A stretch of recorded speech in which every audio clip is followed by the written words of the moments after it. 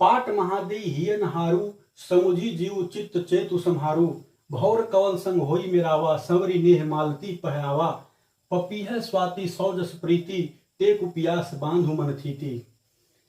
यहाँ पर संदर्भ यह है कि नागमती को उसकी सखियां उसे समझा रही हैं। नागमती पिछले हम लोग पद में देखा कि उसकी वियोग की स्थिति जो है, वियोग में उसकी स्थिति काफी विकट हो चुकी है।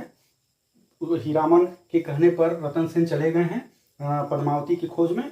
तो वियोग की स्थिति में उसकी सखियां जो है, नागमती की प्रमुख सहेलियां जो हैं, वो समझाते हुए उससे कह रही हैं, पाट महादे हिय नहारू, हे मुख्य, हे महादेवी, हे मुख्य राजसी, कि आप जो है हृदय न हारें, अपना दिल छोटा न करें। समुझी जीव, अपने जीव को, अपने हृदय को समझाएं और अपनी चित्त को, अपनी चेतना को संभाले। क्यों? और वाक्य उदाहरण देते हुए कह रही हैं कि यद्यपि कि राजा रतन सेन क्षणिक प्रेम में पड़कर जो है पद्मावती के लिए खोज में चले गए हैं, लेकिन अंततः वह लौट कर वापस आप ही के पास आएंगे। और वो इससे अपनी बात को, इस तथ्य की पुष्टि जो है कई उदाहरणों से करते हुए कह रही हैं कि जिस प्रकार से भंवरा जो है, भ्रमर जो होता है कि कमल के प्रेम में बसकर, कमल के लोभ में भले ही उसके पास कभी कुछ समय के लिए चला जाता है, लेकिन अंतिम रूप से वो वापस जो है मालती के पास ही लौट कर आता है। इसके साथ ही और उदाहरण देते हुए वो कह रही हैं कि जिस प्रकार से पपीहा कि जो है, पपीहा के बारे में कहा जाता है कि वो स्वाति नक्षत्र की बूंदों का ही पान करता है।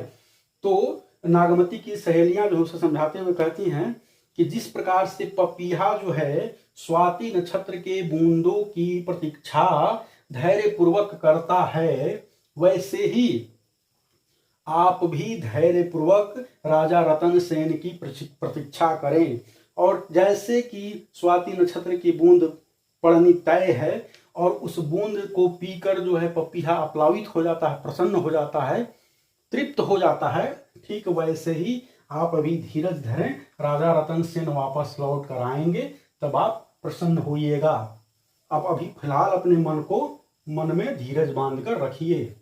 आगे उदाहरण देते हुए उसकी सखियां कह रही हैं कि धरती जैसे गगन सौ निहार, जिस प्रकार से धरती और गगन में आपस में प्रेम है और गगन धरती से मिलने के लिए आता है, किस रूप में? वर्षा के जल के रूप में, ठीक उसी प्रकार जो है रतन सेन वापस आएंगे। कहने का तात्पर्य यह है कि ऐसा माना जाता है कि धरती और आसमान कभी मिल नहीं सकते हैं, लेकिन धरती और आकाश जो है एक दूसरे से बहुत इतना प्रेम करते हैं कि यह असंभव कार्य भी हो जाता है। आसमान धरती से आकर मिल जाता है बारिश की बूंदों के रूप में। पलटिया में वर्षा ऋतु में हा पुनि बसंत ऋतु आओ नवेली, सो रस सो मधुकर सो वेली। और उसकी सहेलियां जो है नागमती को समझाते हुए कह रही हैं कि हे नागमती, हे महादेवी, हे जो मुख्य महिषी, फिर से जो है बसंत ऋतु आएगा, आपके जीवन में बसंत ऋतु आएगा और फिर से वही रस होगा, वही मधुकर होगा और वही जो है बेली खिलेंगी। अर्थात आपके जीवन में फिर से बसंत ऋतु का आगमन होगा, राजा रतन सेन लौटेंगे, आपका जीवन हरा भरा हो जाएगा और फिर से आप आनंद में, काम क्रीड़ा में लिप्त रहेंगी, आनंद की क्रीड़ाओं में लिप्त रहेंगी। जिन यस जीव कर सीतु बारी, यह तरवरी पुनः उठी सवारी। और उसकी सहेलियां कहते हुए कह रही हैं कि यह जो आपका जो वर्तमान का शरीर जो है सूख गया है, वह पुनः खिल उठेगा। दिन 10 बिनु जल सूखी विधंसा, पुनि सोई सरवर सोई हंसा। यद्यपि की परिस्थिति वश, जैसे कि उदाहरण देते हुए कह रही हैं कि परिस्थिति वश जो है गर्मी के दिनों में तालाब सूख जाता है और तालाब के सूख जाने से यद्यपि कि हंस जो उस तालाब में वास करते थे वो उसे छोड़कर चले जाते हैं, लेकिन जिस प्रकार से वर्षा ऋतु में जब बारिश होती है और तालाब फिर से लबालब भर जाता है तो वापस वही हंस जो उसे छोड़कर गए थे वापस पुनः प्रेम पूर्वक लौट आते हैं, ठीक उसी प्रकार राजा रतन सेन वापस लौट आएंगे। मिली है जो बिछड़े साजन, अंकस भेटी हंत, तपनी मृग सिराजे सहे, ते अदरा पलभंत। अंत में उसकी सहेलियां नागमती को समझाते हुए कह रही हैं कि मिले ही जो बिछड़े साजन, जो साजन अभी जो प्रियतम जो आपसे अभी बिछड़ गए हैं, वह आपसे आकर मिलेंगे और आपसे आकर आपको अंक में भर लेंगे। ऐसा ही विधि का विधान है कि जो कष्ट सहता है वही अंत में जो है आनंद पाता है। और अपनी बात को सिद्ध करने के लिए वह कह रही हैं कि मृगशिरा नक्षत्र की जो ताप है, गर्मी है, उसको जो वृक्ष जितना सहकर टिका रहता है, वही जो है आर्द्रा नक्षत्र में जब भारी वर्षा होती है तब वही जो जिसने ताप सहे थे कभी, वही आगे चलकर बहुत ज्यादा खिलता है, पुष्पित पल्लवित होता है। जो इसकी व्याख्या थी, भाषा वही अवधि है और इसमें कई सारे दृष्टांतों का प्रयोग किया गया है। पपीहा जैसे कि एक दृष्टांत या माना जाता है, एक मिथक है कि पपीहा जो है सिर्फ स्वाति नक्षत्र की बूंदों का ही पान करता है, उसका प्रयोग किया गया है। एक बार फिर से जो है हिंदू मिथकों का इसमें प्रयोग किया गया है। कई सारे नक्षत्र इत्यादि के इसमें जो है कवि ने, जायसी ने प्रयोग किया है। इसकी पिछली भी जो पद थे उसमें भी उन्होंने नक्षत्रों के नाम लिए। आगे भी नक्षत्रों में बारहमासा वर्णन जब वो प्रारंभ करेंगे तो उसमें नक्षत्रों की और उन नक्षत्रों में होने वाली गतिविधियों का सुंदर वर्णन जो है जायसी करते हैं। तो इससे यह भी पता चलता है कि जायसी को इन हिंदू नक्षत्र इत्यादि के भी विशेष जानकारी थी। अब हम लोग नागमती वियोग खंड के अगले पद को देखेंगे। यहीं से बारहमासा वर्णन प्रारंभ होता है और पद्मावती के रचनाकार जो है मलिक मोहम्मद जायसी ने बारहमासा वर्णन की शुरुआत जो है आषाढ़ महीने से की है। आषाढ़ का महीना चढ़ चुका है और प्रकृति में जो परिवर्तन हुए हैं वह परिवर्तन जो है नागमती के ऊपर कैसा प्रभाव डाल रहे हैं, इसी का वर्णन कवि ने यहाँ किया है। चढ़ा आषाढ़ गगन घन गाजा, साजा बिरह धुंध दल बाजा, धूम शाम धौरे घन आए, सेतु ध्वजा बगपात दिखाए। आषाढ़ का महीना लग चुका है और आसमान में जो है बादल घिर चुके हैं, वो घनघोर गर्जना कर रहे हैं और उनकी गर्जना ऐसे प्रतीत हो रही है मानो बिरह अपनी दुदुम्भी बजा रहा है। धूम शाम धौरे घन आए, जो आसमान में बादल छाए हुए हैं वो नाना प्रकार के बादल छाए हुए हैं, भांति भांति के बादल छाए हुए हैं, सांवले काले इस तरह के बादल जो हैं, गहरे काले इत्यादि जो बादल हैं आसमान में छाए हुए हैं। और आसमान में क्या है, जो बगुलों की भी पंक्ति जो है वह उड़ती हुए जा रही है। हम लोग ऐसे भी देखते हैं बरसात का जब महीना शुरू होता है तो बगुले जो है पंक्ति बनाकर तीर की तरह जो है बनाकर उड़ते हुए जाते हैं। उसी का यहाँ वर्णन है कि आसमान में बगुलों की पंक्ति उड़ते हुए जा रही है और ऐसा प्रतीत हो रहा है कि श्वेत ध्वजा बगपात दिखाए, कि बगुलों की यह जो पंक्ति ऐसी प्रतीत हो रही है मानो श्वेत पताका लहराई जा रही हो। खड़ग बीज चमके चहुओरा, खड़ग बीज चमके चहुओरा, बूंद बाण बरसही घन घोरा। खड़ग बीज जो है चमक रही, बिजली जो है तलवार के समान चमक रही है और ये चारों ओर सर्वत्र चमक रही है और बूंदे जो बरस रही हैं वो बाण सदृश जो हैं बूंदे बरस रही हैं और ये घनघोर वर्षा हो रही है। हाँ ओने घटा आई चहु फेरी, कंत उबारहूं मदन हो घेरी। यहाँ पर नागमती यह कह रही हैं कि चारों ओर जो घटाएं हैं, चारों ओर से घटाएं आकर झुक गई हैं और इन्होंने मुझे चारों ओर से घेर लिया है और ये जो सब स्थितियां मिलकर क्या हैं, मेरे मन में उद्दीपन पैदा कर रही हैं, काम पैदा कर रही हैं।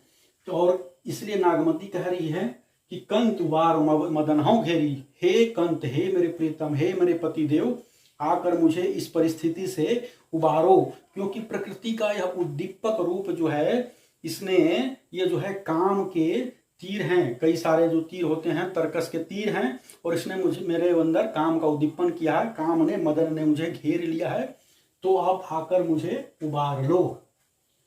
दादुर मोर कोकिला पीऊ, गिरे बीज घट रहे न जीव, पुष्य नखत से ऊपर आवा, हौ बिनु नाह मंदिर को छावा।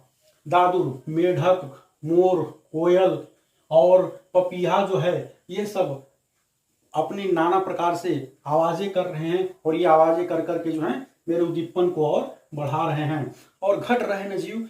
और ये सब जो है स्थितियां मिलकर क्या हो रही है, ऐसा प्रतीत हो रहा है मानो मेरे शरीर में, घट में, शरीर में जो है मेरा जीव अब नहीं रहेगा, यह जो है मेरे शरीर को छोड़कर भाग जाएगा।